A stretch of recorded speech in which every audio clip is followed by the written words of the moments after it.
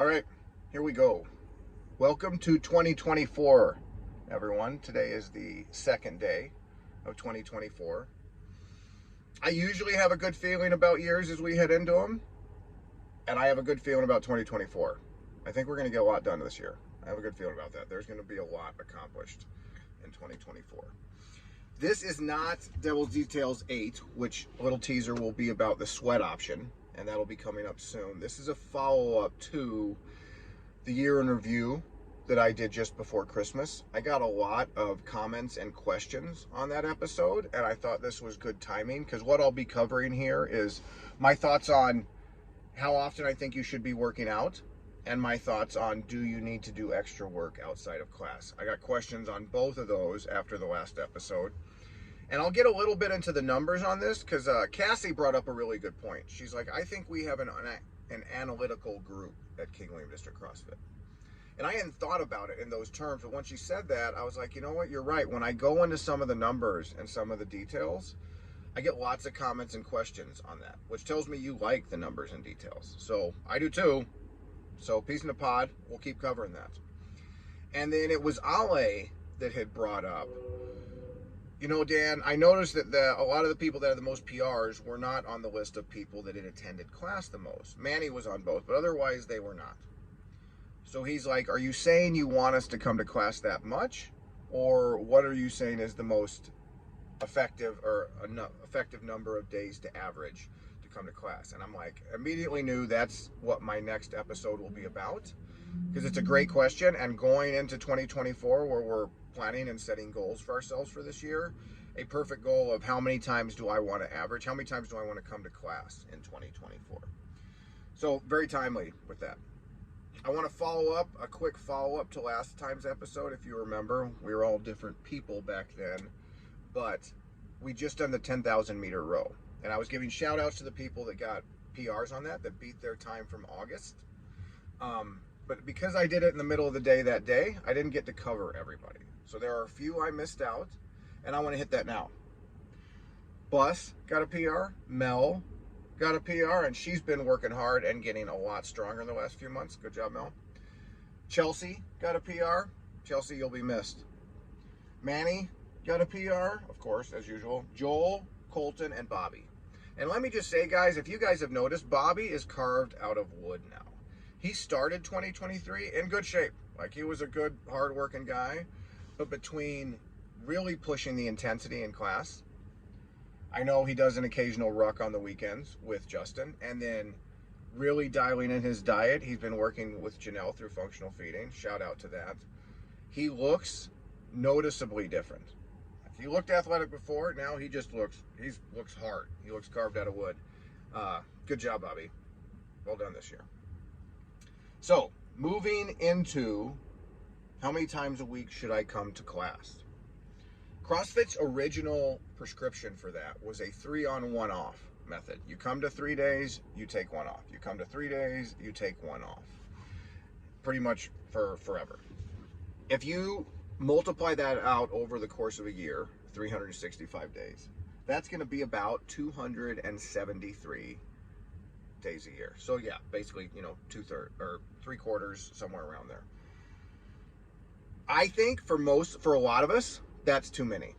Not for everyone, but I think for a lot of us, that ends up being too many days as a maintainable level that without getting too much volume. Because of how hard we push it, and you'll hear me talk about this in a minute, volume and intensity, if there's less volume, there needs to be more intensity, and that is more sustainable to me to have a little less volume, a little fewer number of days, but when you go, you push it harder on the days you go. So, when Dave Castro, they've been doing guest programmers for 2 weeks at a time on the CrossFit main site. I have found that extremely interesting. Dave did it with a 3-on,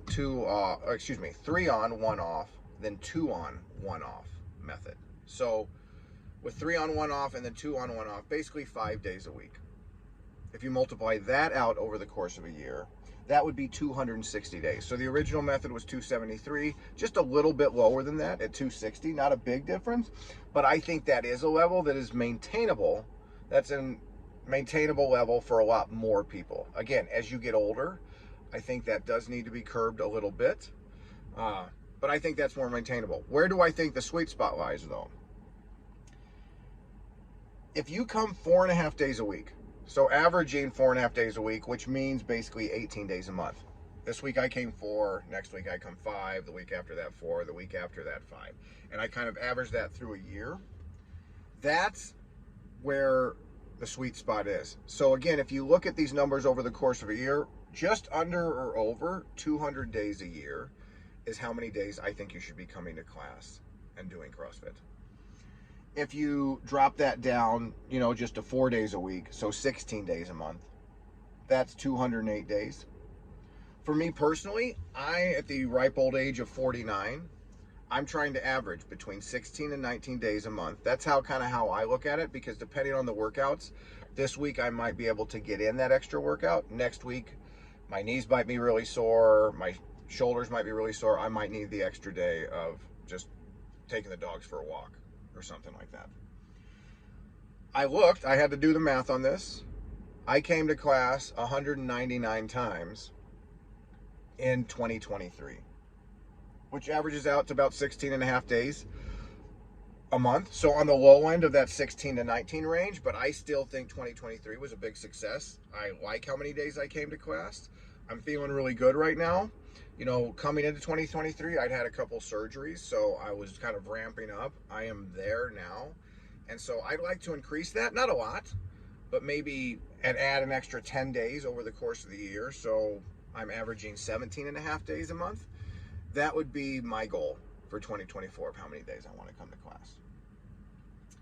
I think the minimum that you can do and still get results is 3 days a week. So I know we're all busy. There's going to be good times and bad. But if you came 3 days a week to class and you pushed hard and you went hard on those days, that's a successful week. You got more fit. If you average that for a year, that's only 144 days. You're not going to appear on any of the top 10 boards at the gym, but you had a successful year and you got more fit that year. So that's kind of the bottom level of where I think it should be at. What I think is more important once you're in that range is how you're working out. As we get older, we become a little less volume tolerant. It is the volume that wears us down, the long distance, the lots of reps that wear us down, rather than the weight or the intensity or the going hard. We can go hard for the rest of our life. You should always push to your limit or close to it frequently for the rest of your life. What you need to be more aware of, more cognizant of, is how often I do those big volume workouts. 300 air squats. I think you can tolerate doing 300 air squats in a workout more often at 25 than you can at 35, and you can do it more often at 45 than you can at 55 if you see it decreases. What I don't think changes is whether I'm 55 or 25. When I do the 300 air squats, I should go as fast as possible. I should push hard on that. And so my point is don't come 6 days a week and just coast. Come 4 days a week and go hard. And that is what will get you results and get you more fit. I very strongly believe that. I have seen lots of evidence of that. It's basically undeniable, in my opinion. All right, so basically 3 to 5 days a week is what I think you should try and hit for, shooting for that just under to just over 200 days in a year. Do I need to do extra work outside of class? No. That's the short answer. No, you don't. If you're coming and you're working intensely, like I just said, and you're coming between 3 and 5 days a week, you don't need to do extra work. Now, there are time and places when you have a specific goal. I'm training for a competition, I'm going to do some race, whatever, then there may be some utility in doing some extra work specific to that goal for that time frame. So there's time and place. I said in one of the beginning Devil's Details episodes, I'm trying to get a ring muscle up back. So about once a week after a workout where we didn't do a lot of shoulders, I will do some eccentric ring muscle ups or some hips to ring, something like that. I'll work on it for maybe 10 minutes. And on weeks where we're doing muscle ups in an EMOM style in a workout, I'll make sure I train that appropriately that day. But that's the extra work I do. You know, Danny's been trying to get better at handstand walking. So she'll work on that for a few minutes at the end of a class when she's still feeling fresh enough to do that. There was still a time this last year, if you remember, Manny had the most PRs. And I think part of that was he wanted to get stronger on squats. So he did like an 8-week squat cycle where he came in an extra day and worked hard on doing some additional squatting. I don't think that would be maintainable at all for the whole year, but he did it for about 8 weeks, and that definitely helped him increase his squat strength, and that was something he wanted to do. So I think there is a time and place. I'm not saying it's always a bad thing, but the short answer is no. You don't need extra work. If you're coming to class 3 days a week, the answer is come to class 4 days a week. If you're coming to class 4, the answer is come 5. Now, if you're coming 5 or 6 and you're not getting better, then I would say we need to go back to the original point of intensity. How hard are you working out on the days you're coming? Yeah, so I think that's my answer on that one. I think there's time and place, as I said, for things.